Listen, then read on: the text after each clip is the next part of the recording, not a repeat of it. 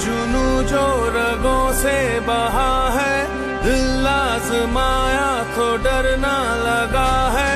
दिल का जुनू जो रगों से बहा है, दिल आजमाया तो डरना लगा है। नहीं खौफ कोई भी दुश्मन का हमको, नहीं मिलने देंगे यूं धरती से गम को, नहीं मिलने देंगे यूं धरती से गम को।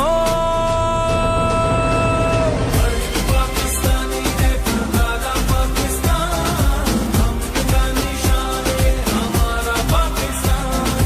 हर एक पाकिस्तानी है पुकारा पाकिस्तान, हम का निशान है हमारा पाकिस्तान।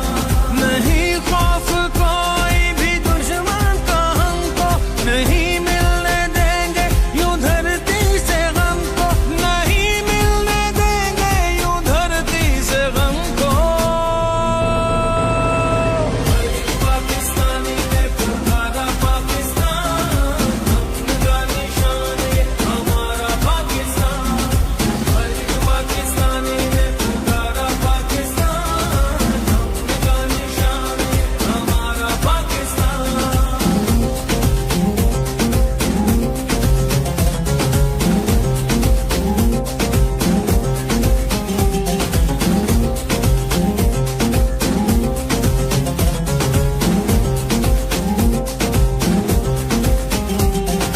खुद की बताएं तो मंजिल यही है, अपना वतन है। سپورټ یو تمغه شجاعت ولې دوی له نه ورکوي.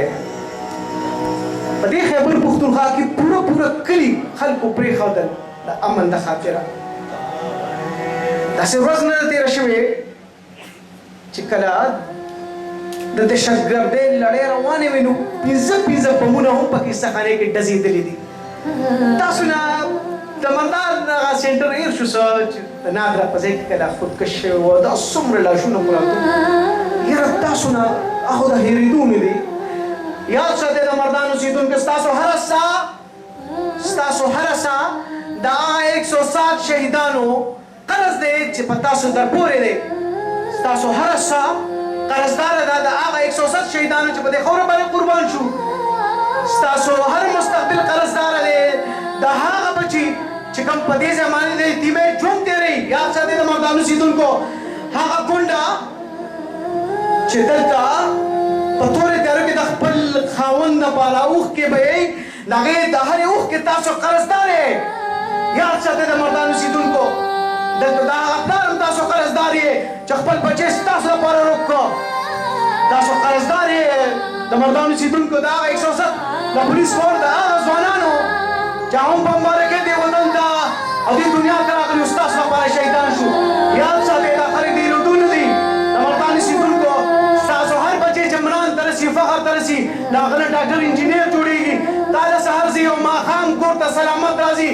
تاسو قرضدار یې د هغه مور پلار چې دا وخت دلته کې ناست دي. ستاسو هره ساه قرضدار یې دا د هغه سړي چې په قبر کې پراته دي، د هغې په قبر چې کومې څېرې پرتې دي، د هغې د اوچو پاڼو ستاسو دا خیرازه ژوند قرضداره دی. یاد ساتئ چې تاسو قرضدار یې د پولیس فورس د هغه شهیدانو چې ستاسو په مونږ کې نشته.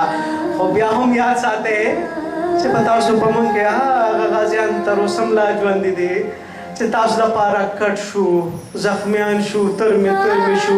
هغې ډېر هسپتالونه او ډېرې پټۍ او ډېرې دوایانې او ډېرې انجکشنې او ډېرې سخت ولیدې، او بیا هم هغه وردي بیا په غاړه کړه او تاسو لپاره ودرېده. نو هسې تا ته په مردان کې نه لیکلي چې وخاندئ. ورځ باندې پرون بل ورځ د ملک صاحب ورور چې ما سره ناست و، نو ما ورته ویل تاسو ډېر عظیم خلک یې. مې د ملک صاحب پوسټر